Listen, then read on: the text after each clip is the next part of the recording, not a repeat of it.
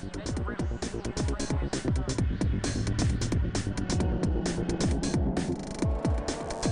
think it's popular because it's grown into the pinnacle of grassroots motorsport in Australia at an enduro level. It's affordable and it's competitive, and it allows the teams to experience things like team strategies, tyre changes, fuel, refuelling, all sorts of complications that you get in a enduro that you don't get in sprint races. Well, I think a lot of different cars can enter, and yeah, it's just a lot of fun. It's just a casual event. It's a lot of fun, and it's quite challenging. Very busy, small track, so there's always a lot of mental stimulation going on. So yeah, great little fun event.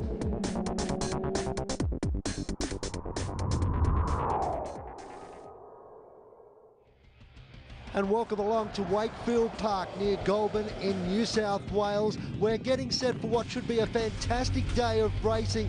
Wet qualifying conditions, a nice day today for the running of the Valvoline Wakefield 300.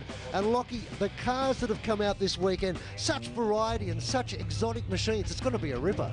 Really looking forward to this one, Boydo, one of Australia's most popular endurance racing events, round one of the 2014 Australian Endurance Championship presented by Valvoline. And the news is that Rick Shaw, joining Steve Anslow in the V8 powered Mazda RX-7, has qualified on pole position. It's his third pole position at the Wakefield 300.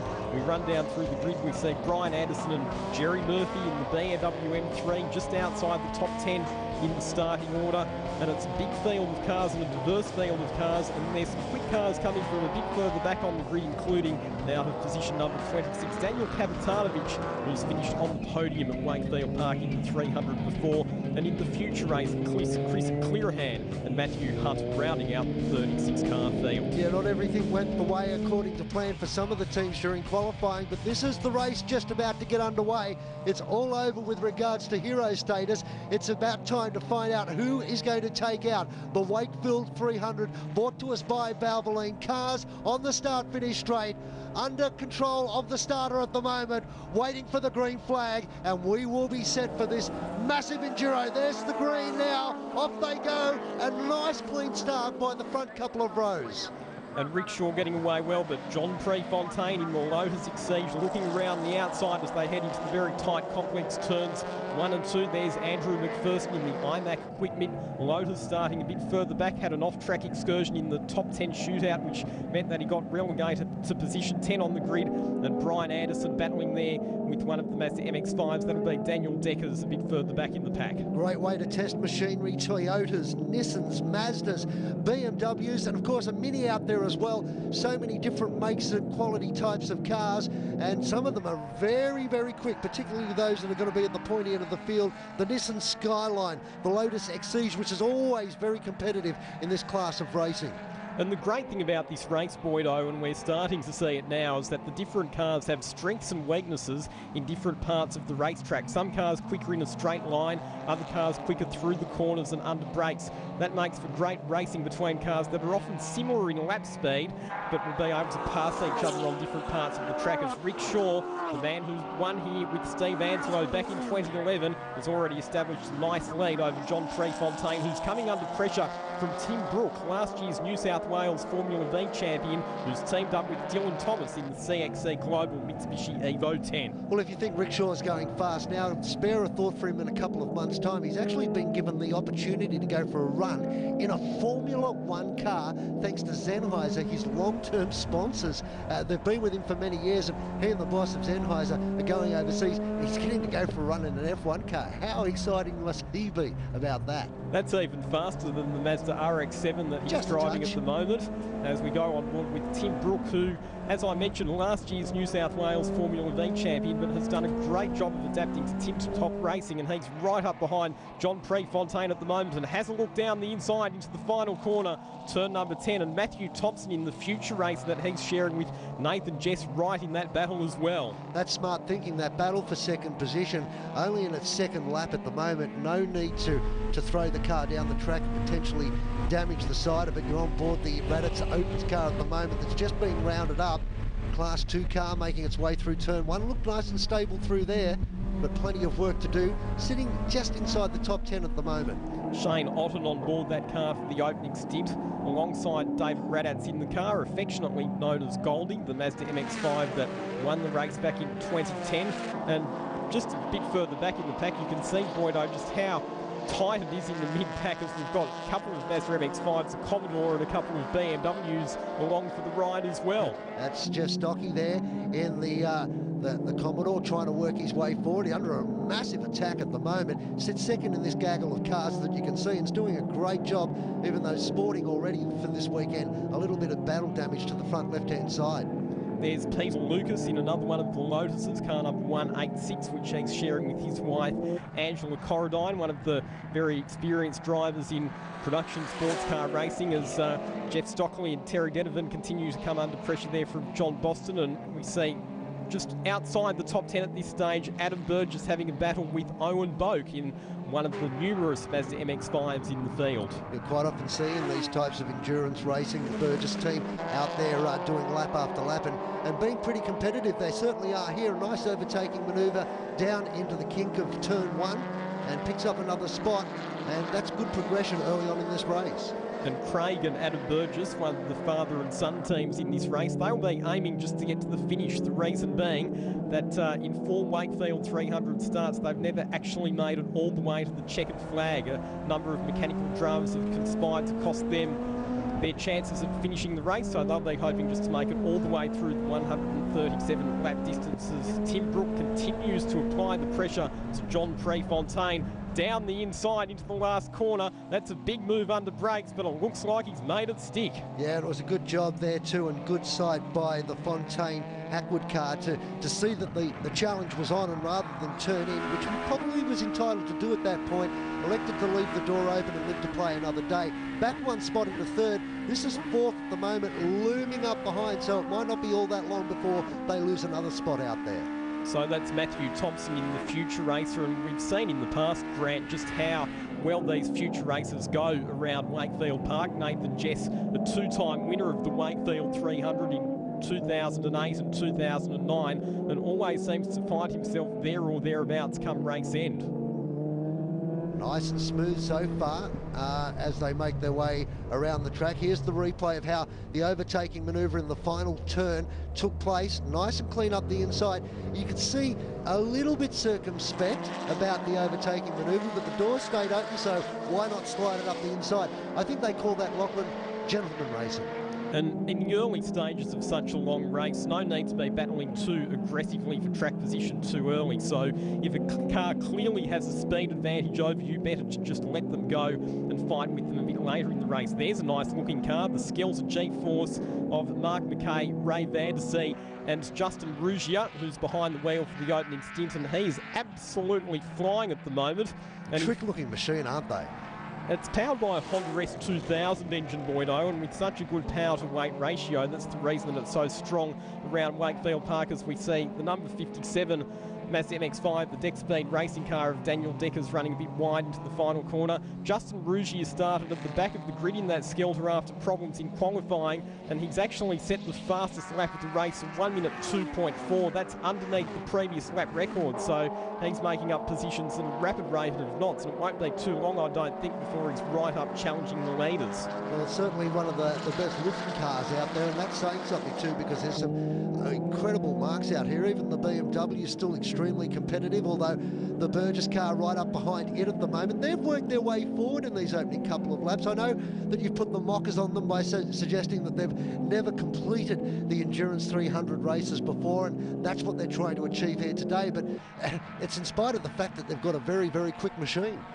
So young Adam Burgess attacking the back of the very sliding it too, Lucky. Experienced Brian Anderson, who runs a little bit wide coming out of the fish hook, but holds on at the moment. And here's another battle. That'll be Glenn Townsend in one of the Lotuses being hunted down by Shane Otten in that gold Mazda MX-5 that I referred to before. Let's see what Otten can do in a straight line. You're on board the car as we speak. Down across the start-finish line they come to complete yet another lap.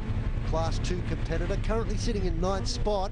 they wouldn't be too disappointed with that at this early stage of the race. Ooh, a little bit of understeer from the car. That's going to cost them time as this race progresses. They'll start scrubbing out the front tyres, overheating them perhaps. You can see he had a lot of trouble getting it turned into turn 1.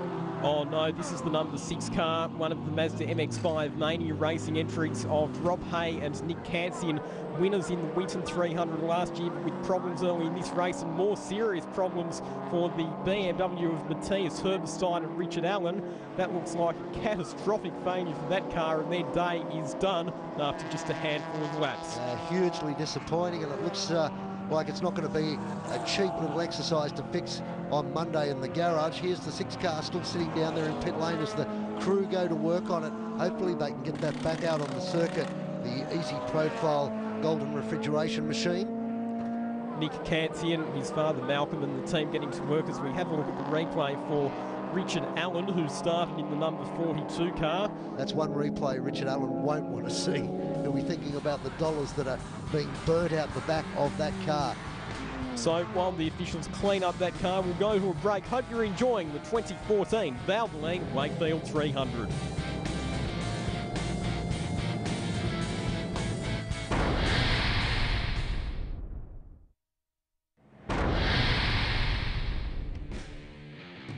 Welcome back to Wakefield Park. We are green again in the Valvoline Wakefield 300. Time for them to put their foots down. That car has been extricated from the track and we are back under full racing conditions. And a big braking move from Shane Otten makes up a couple of spots of turn 2 on some back markers. This has been an aggressive opening stint from Shane Otten, but one of the things the drivers will have to keep in mind, Grant, in this race is because of the speed differential between the faster and the slower cars in the field, a lot of awareness and a lot of courtesy required to make sure there's no unnecessary panel damage. Well, with the greatest respect to Ottens, I'm not sure that was late braking or missed braking. Gee, he came in there with some serious speed, didn't he? Managed to make it all work though, so credit to him. Speaking of making it work, so too is the 2 car at the moment. We've seen this a couple of times so far in our coverage, making its way forward nice and slowly, and that's what you need to be doing in endurance racing. Just keep going forward. Don't worry about trying to set the lap record in any one particular stint. Just buy a ticket, as they say, to the last, 50 laps of this race. Still this very intense battle for positions 2, 3, 4 and 5 between Tim Brook, John Prefontaine, Steve Shelley in the Deputy.com Lotus, who's teaming up with his son Jake Shelley this weekend. Jake Shelley, who's won the race the last 2 years with Michael Shaw in a Mitsubishi Lancer, aiming to make it 3 in a row this weekend. Well, speaking of understeer, look at the 68 car there.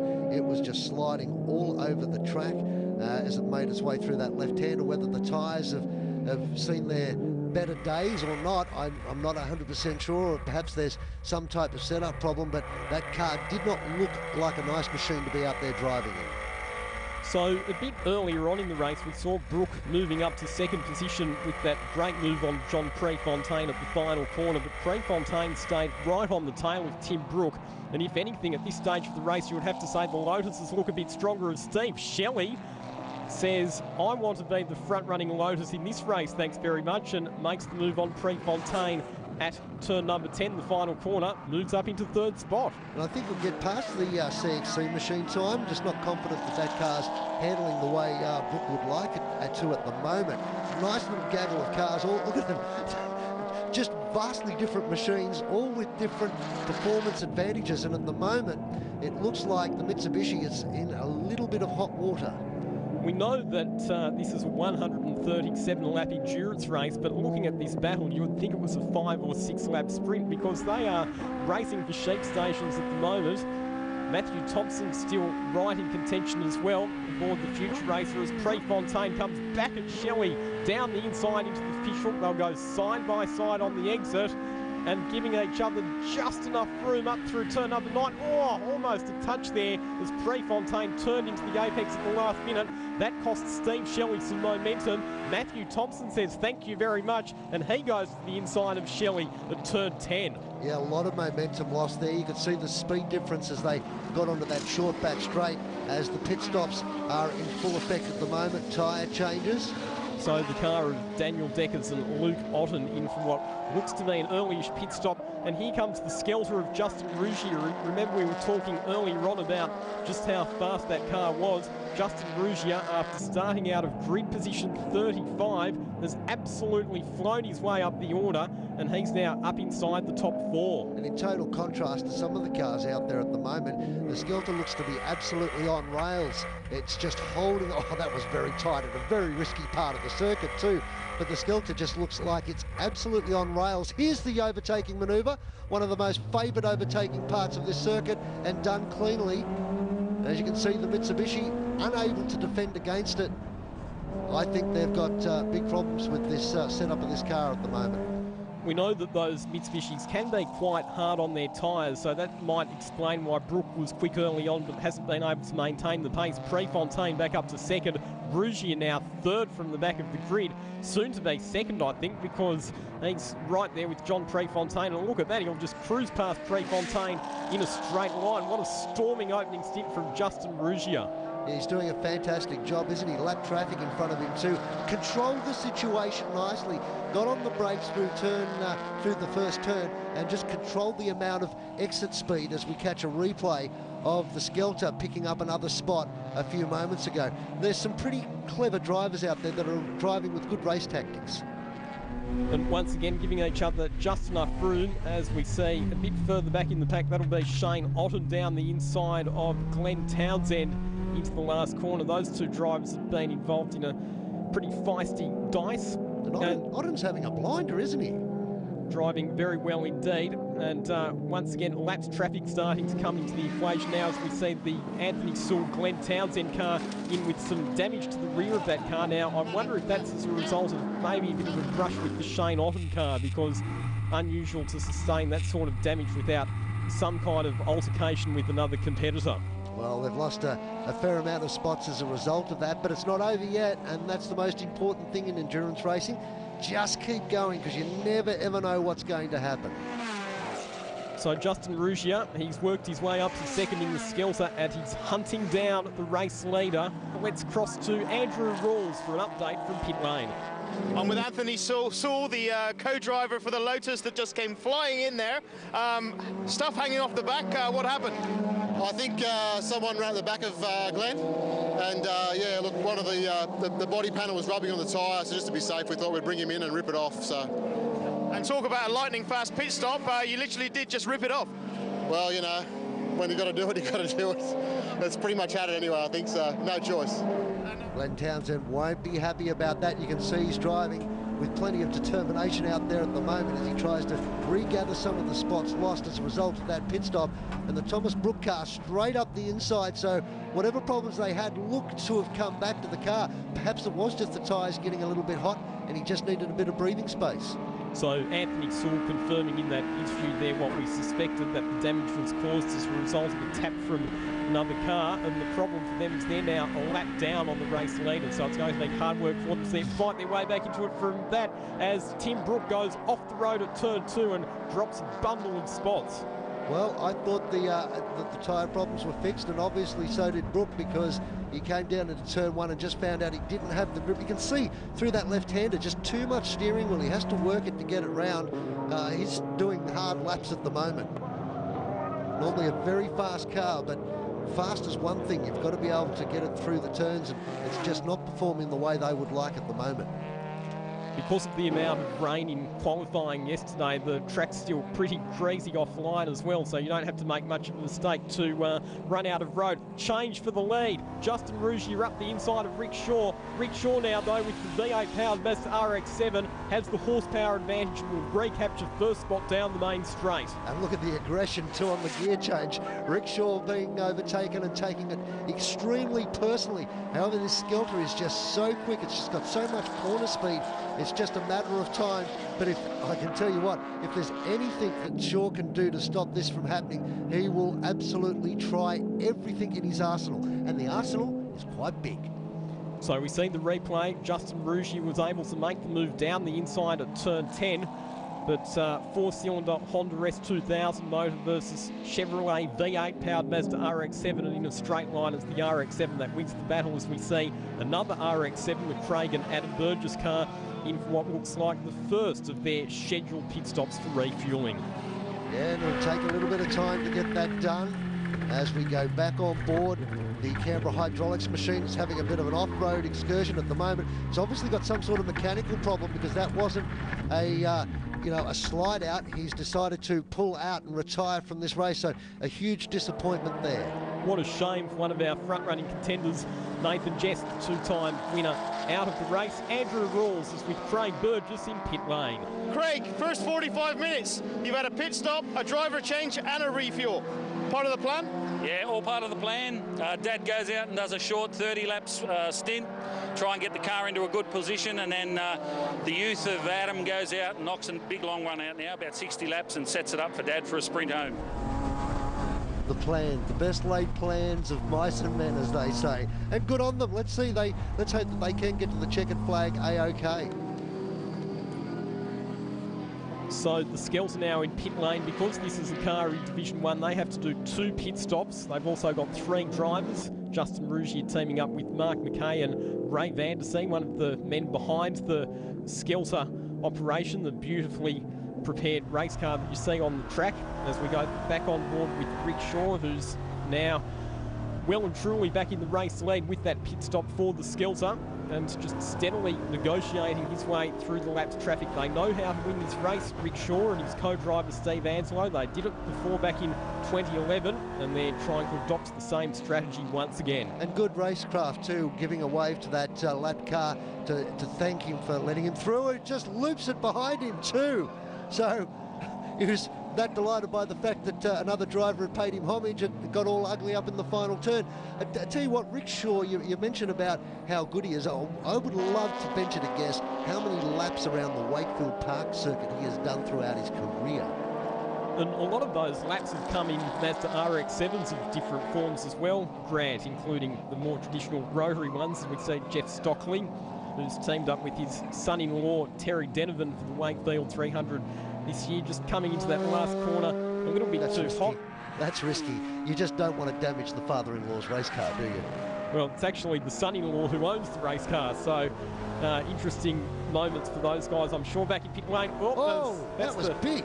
Townsend Saul car in all sorts of trouble once again, running off at turn 9. That was big. That was a big let-go. And out in the boondocks, I wonder if there's some sort of suspension damage as a result of that coming together that saw them go into the pits, because he darted off at a rate of knots. They've been belted from pillar to post in the opening stages of this motor race, haven't they? We saw them in early on for an unscheduled pit stop with damage, and now looks like further dramas for that car, which has to come into the pits once again for more work. Just trying to look at the back of the car to see if you can see anything that's skew with, but not sure. Here's the onboard, it should tell you. Yeah, it just doesn't look like a driver mistake. At the back of the car just let go, very much unexpected. He did a great job, he really did. Let go of the steering wheel at the right moment, let the steering wheel correct itself, and then tried to gather it all up. A very, very good racecraft out of him in a sidewards car, but unfortunately, it's just one of those things. You can see them looking over the car at the moment, trying to work out what has transpired. That's just a bit of minor body work that needs to be strapped back down, but I think they've got bigger problems than that. Let's see, does Rick Shaw get out of the car? First pit stop for them, the 607 Mazda for Business Wealth in the pits at the moment, and it looks like he's staying in the car, and this doesn't look good with the bonnet coming up. No, not good at all, and I would suggest that this is an unscheduled pit stop for the car that's dominated the early stages of the 2014 Wakefield 300. Belts coming off for Rick Shaw, and the team working away to try and see exactly what's caused this unscheduled pit stop. Gee, it must be frustrating to sit there in the driver's seat, especially after having such a good run at the beginning of the race. And what's worse is Rick Shaw is such a good mechanic himself at the Rick Shaw Performance Centre on Parramatta Road that the guy's probably sitting there going, I wish I could just get my head in there and get this darn thing fixed. It'd be so frustrating from a mechanic's point of view not to be able to do anything. So we go back to the Tim Brook car, which is now up into the top 3 position after the pit stop for the Shaw Anslow car. It'll be the Lotus of John Prefontaine, who now assumes the lead out in front of this race. Really looking forward to seeing how this car progresses throughout this race, because as we've seen, it's not handling the way it should be at the moment, but it's always a front-running car, and they're going to have to, you know, adjust their driving style to try and get this to the end in a respectable position. Speaking of respectable, here's Andrew Rolls. I'm with David Gerrard, crew chief for the lead Mazda. David, you came in for a pit stop then, no driver change. Why? We thought we had a small mechanical mixture with it. It sounds okay. So we've gone back out again. So what was the potential problem? What was being radioed in? A little bit of a noise from the exhaust. Fella was down a little bit down on power in one of the corners. Just come in to check it. We're off again. Okay, so potentially some sort of manifold issue is what Rick Shaw was saying that he could feel out there, the car being a little bit down on power and noise, and it looks like he's coming back into pit lane, so whatever is wrong with it has not been fixed, and unfortunately David and the team are going to have to go back to work on the 607 machine. Well, the Wakefield 300 has never been won from pole position, and it looks like the curse of pole may have just struck once again, because Rick Shaw is going to pull that car into the garage, and that is his day done. Hugely disappointing for he and the team. Let's see if they can fix it and get it back out there, but generally at this stage of the race, if it's going to be a major drama, it's all over Red Rover. No problems for the Skelter though, continues to circulate in very, very quick lap times and continues to pick up spots. And John Prefontaine in the number 34 bright blue Lotus Exige, now the outright leader of this motor race. Been a very good performance from John Prefontaine and his co-driver Robert Hackwood. Let's catch up with Rick Shaw in the pits. Rick Shaw, I just spoke to your crew chief who said there was a slight rattle but no problem, and you come straight back in. What is the problem? Well, it looks like the differential which drives the back wheels in the car can't quite take the power and torque that the Sennheiser RX-7's got today. So it's gone out to lunch, so to speak. But everything was going so well, you led for the whole race. Yeah, look, we couldn't go quicker than a 1:04 lap time, so we were going round and round 3 to 4 tenths off that every lap, and at the same time trying to keep the Skelter, which was the next main competitor, behind us. So it's very hard to maintain track position and not break out of the lap time and get through the traffic. We were doing it. It was all going really well, and the crew were encouraging me on the radio terrifically. But you know, the diff's just gone bang, and that's it. So the rest of the day is do what we want. It's all over.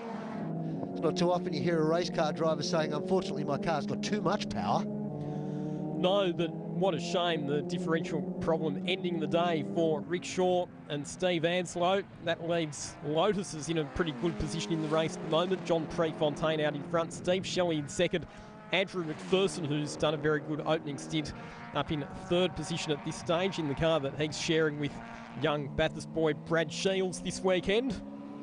And Steve Shelley now starting to apply some pressure to Prefontaine and goes down the inside into the final corner. So it's Steve Shelley who's trying to guide his son Jake to 3 wins in a row.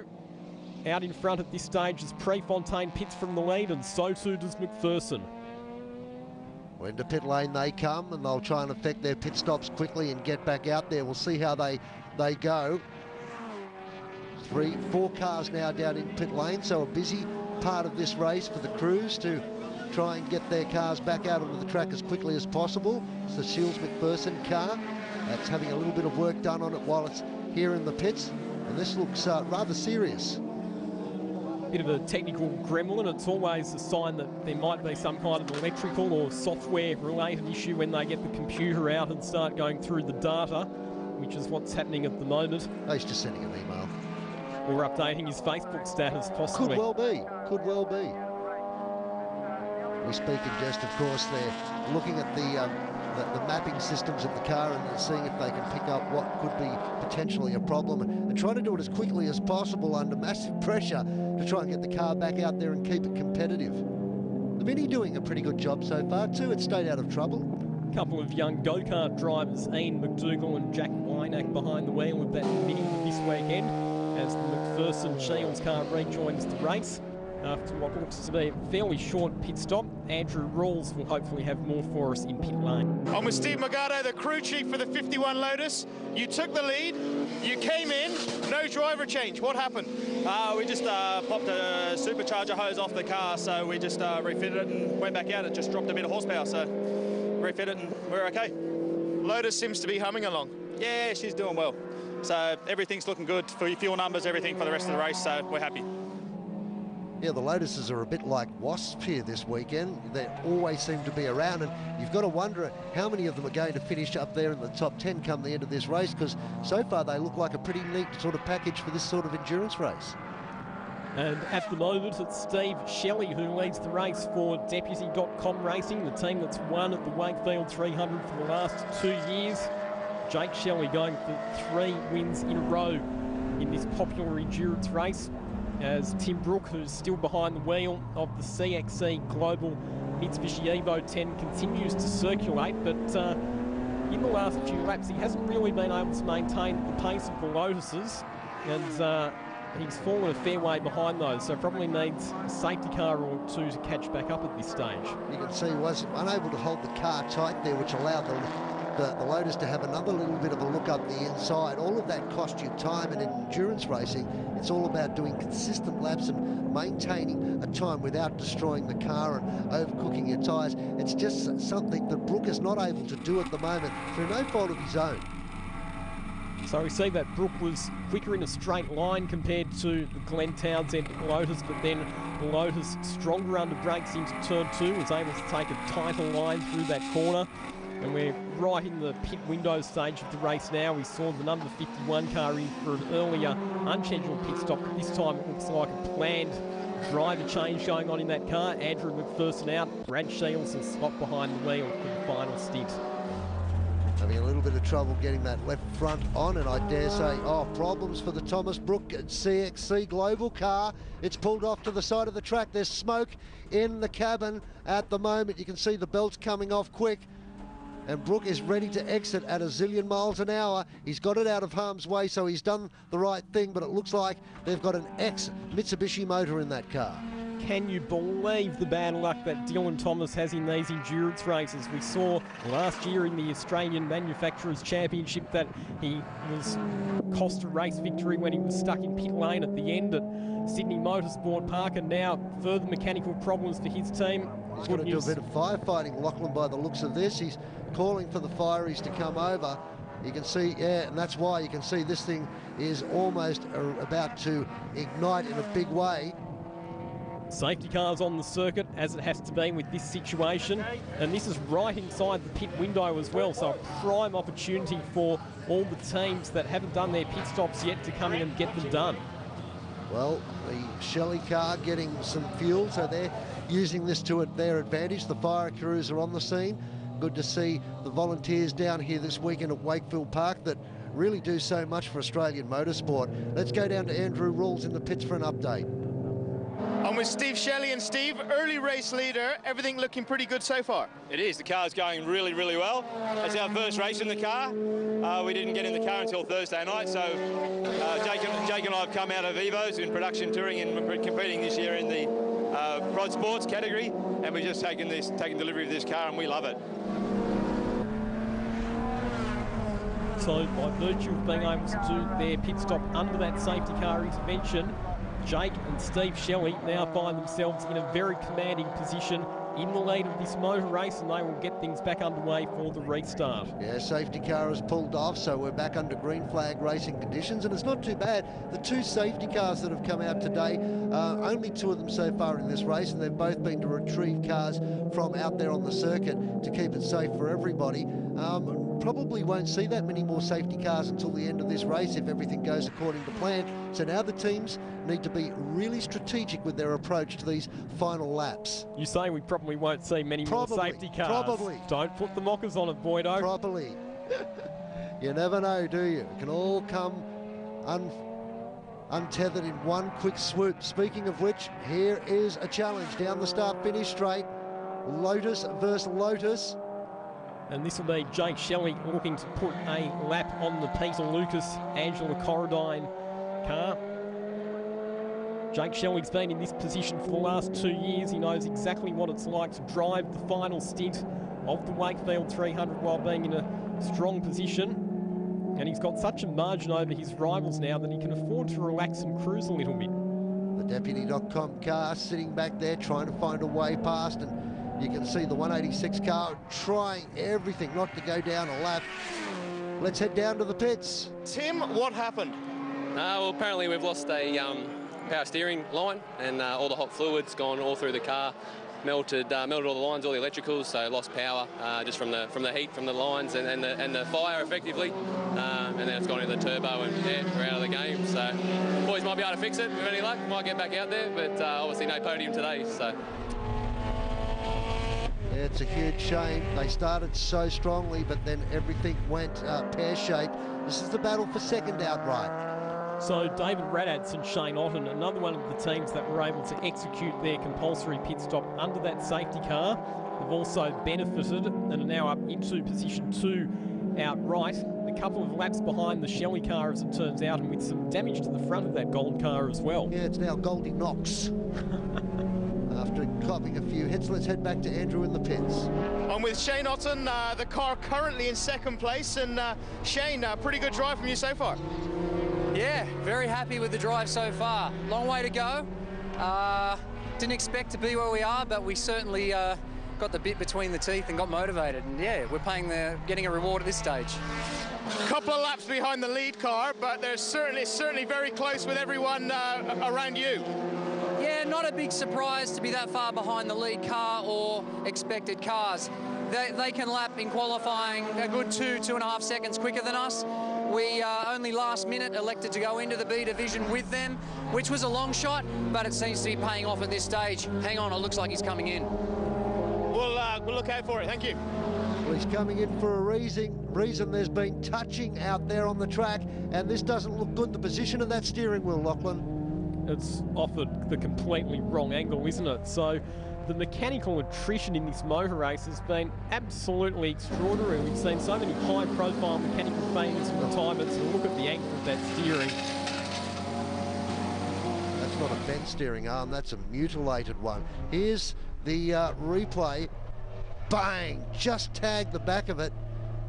And very well, Raddatz came from a long way back.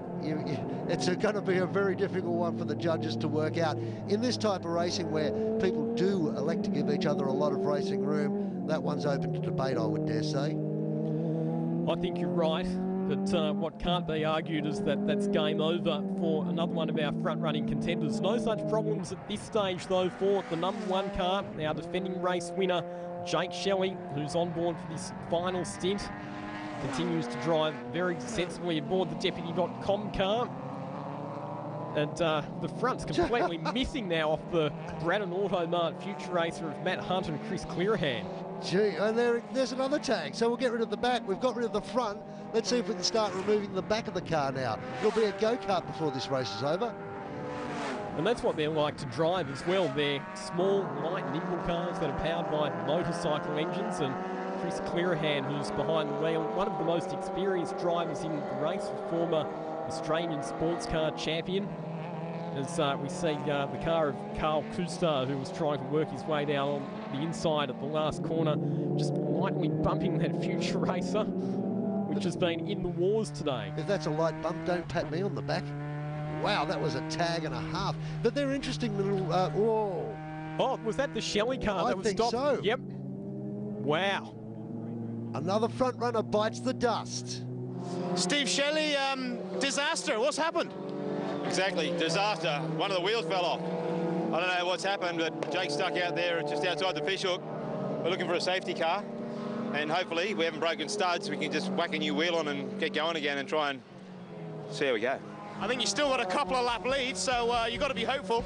I am hopeful. Well, hope's one thing. Let's see if it turns into a practicality. Wow, every time this race looks like you know what it's going to happen, a spanner always gets thrown in the works. We'll take a break. We'll be back with the finish of the Wakefield 300 very shortly.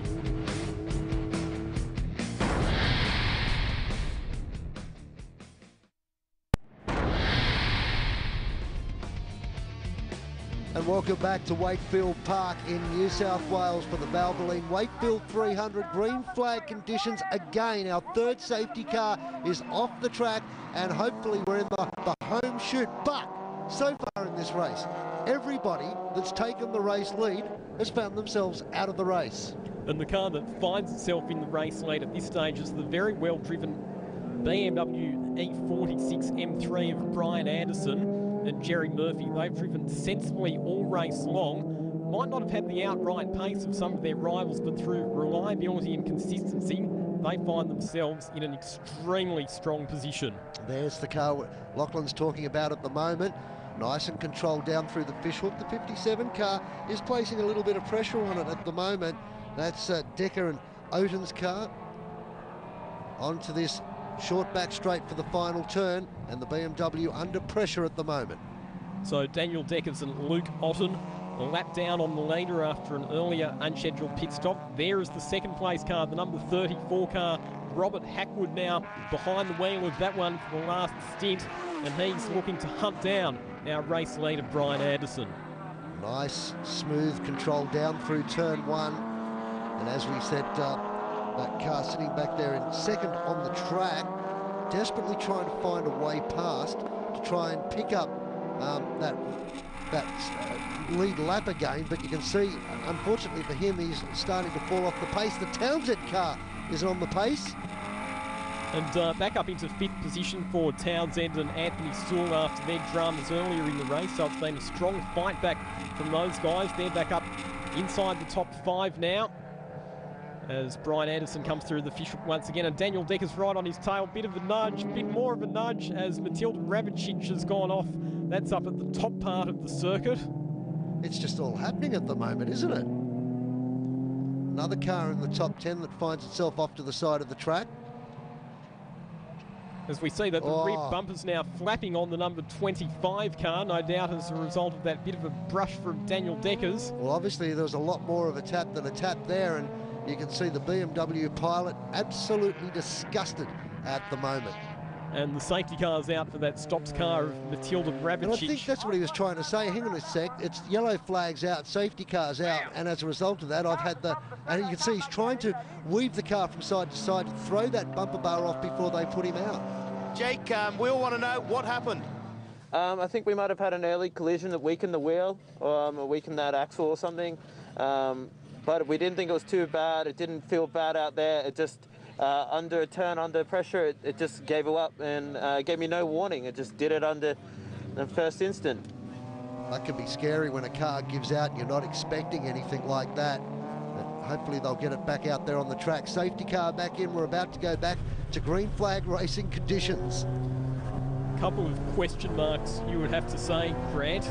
Number one, did Robert Hackwood overtake Brian Anderson for the race lead after the safety car had been deployed? And number two, will Brian Anderson be on the receiving end of a mechanical black flag, a meatball flag, as a result of that loose rear bodywork? Gee, you know, I hate seeing cars being pulled in for mechanical black flags, but you look at that rear bumper, the way it's, you know, flowing around in the breeze, it's going to come off. It's going to come off. They probably have to call it in just from a safety perspective.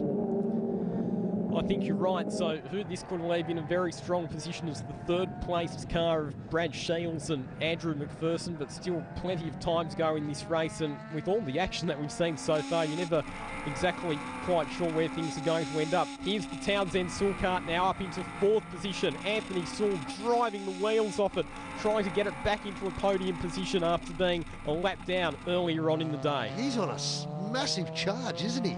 Sewell is driving so well at the moment, working his way through the traffic, not getting caught up in anyone else's dramas. There's the mechanical black flag for the BMW, we assume. Well, that might that's a black flag. Well, who's got that? That's the question we need to know. We're seeing the wrong side of the board. I think that'll probably be a black flag for the race-leading Hackwood Prefontaine car for overtaking under safety car conditions, as we see Anthony Sewell now going past the Brian Anderson car. So Anthony Sewell tantalisingly close to getting himself back on the lead lap. Steve Shelley, car's back out. What's the diagnosis? Well, we're running around with one odd wheel. kindly donated by one of our competitors, so that was very nice of him. We broke all the wheel studs in the back left-hand corner. We luckily had 4 spares, and it was drilled for a smaller size diameter rim. So we wound 4 new wheel studs in and fitted a strange wheel, so Jake's out there. We're 9 laps down. Not good. But at least they're back out there, and that's what counts as the BMW comes into pit lane. What a shame after fighting their way from outside the top 10 on the grid into the race lead to have to come in to remove loose rear bodywork sustained through absolutely no fault of their own. How frustrating must that be? Yeah, you know, slowing down for the safety car, the yellow flag's out there, which is what you're supposed to do. And unfortunately, it's cost you a potential podium spot. That's motorsport. What can you say? So, coming through all the chaos to take the race lead at this stage is the number 51 IMAC Equipment Lotus Exige of Andrew McPherson and Brad Shields, the Bathurst boy whose father, Stephen Shields, is also a very successful racer in sports sedans, but young Bradley on board for this final stint as we see that Owen Boak and Brad Goss in their Mazda MX-5 run a bit wide of the fishhook. Rob Hay and Nick Cansian currently in 18th position. It's been a tough day at the office for last year's Valvoline Winton 300 winners who put in a sensational final stint to win Winton 300 in November last year, but have had some dramas that have set them back today. He's got a bird's eye seat of this battle up in front, hasn't he? Look at that. Still side by side. They came onto the start-finish straight side by side. They're going through turns 1 and the kink. A little bit of a tag, so it's not so gentlemanly out there anymore. Andrew has more for us in pit lane. I'm with Andrew McPherson, co-driver for the race-leading Lotus. And Andrew, it's looking good for you guys, but you just informed me of a little incident with the previous leader, the Shelleys in car number 1. What happened? Well, in my first stint, I was coming first, and Steve came down and dived on me into turn 10. And we had contacts, and I think that's why they lost a wheel, actually. So we had to come in and make an unscheduled pit stop, and back to about 11th. And now I think we're coming first, with Brad doing very well. Well, it's the biggest cliche in motorsport, but to finish first you got to finish. That's exactly right. This is our 4th attempt, so we're taking it easy.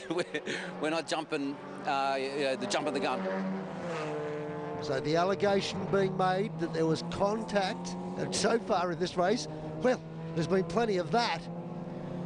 The drama, the controversy, the pandemonium in this race has just been unbelievable, and all of our race leaders have had to fight back from setbacks at some stage during the race. Shields, the race leader, has had an unscheduled pit stop.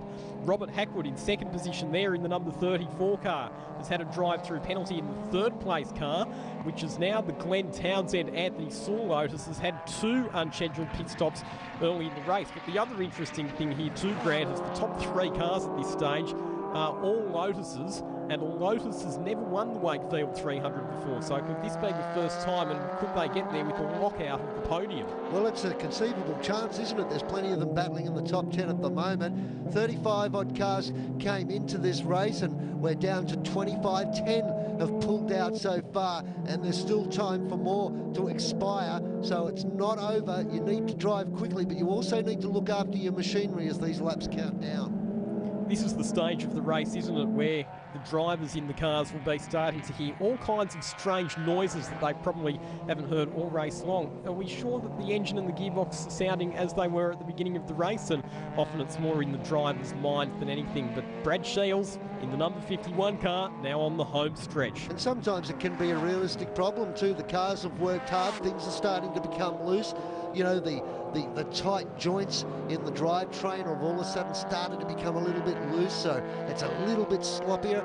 And while they may not count to a great deal of, you know, lap speed out there, all of them combined can have an overall effect on the driver performance out of the machine. So at this particular stage of the race, the drivers are starting to get tired, the cars are certainly tired, but there's still a long way to go. And this is only round 1 of the Australian Endurance Championship for 2014. There's still 2 rounds to go. There's the Queensland 300 coming up at the beginning of May, and then the Valvoline Winton 300 in November to round out proceedings. That future race is still out there with the front completely gone. And half the back, Lockie.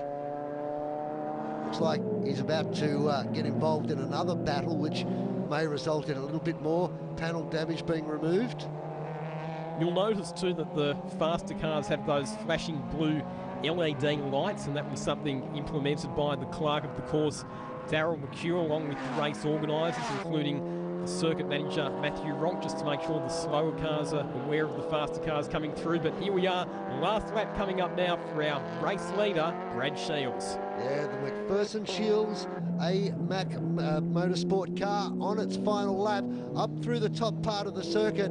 This is where it's difficult. Keep it clean, no mistakes. There's no excuse. The embarrassment factor is enormous if you get it wrong at this stage of the game, and they're half a lap from victory here in the first of the endurance races of the year.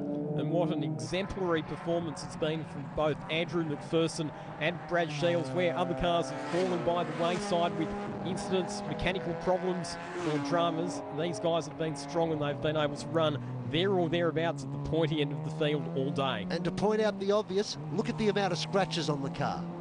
None. It almost looks showroom perfect. Through the final turn, onto the start-finish straight. The McPherson Shields car, with the crew giving them a big round of applause, take the checkered flag and the victory in the Valvoline Wakefield 300.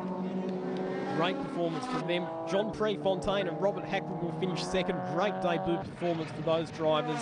And then Anthony Sewell and Glenn Townsend third, rounding out an all-Lotus podium.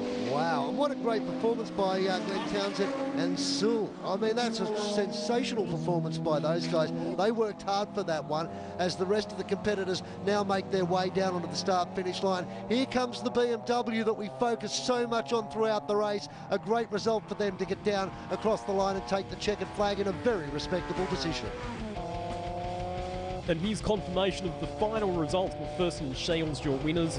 Anderson and Murphy get home in fourth despite that loose rear bumper. Daniel Kapitanovic up in sixth, good drive for him as well.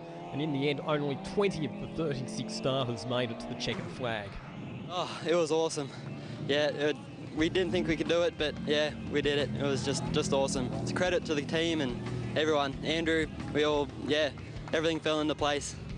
We have to say thank you to all my crew in AMAC Motorsport. My previous, my usual co-driver is Ben Porter. He's in Malaysia at the moment training people. So we have to acknowledge him. A lot of development has come through this car with him and myself and our crew. Well, Lachlan, what an extraordinary start to the endurance racing season. 3 races this year. Lotus not able to make the podium before. They've whitewashed it. What a year we're in for. I can't wait for the next 2 rounds of the Enduro Championship at Queensland Raceway and Winton to finish the year off. I think they're going to be something spectacular. Hope you've enjoyed all of the action from the Valvoline Wakefield 300. We'll look forward to catching up with you next time. Bye for now.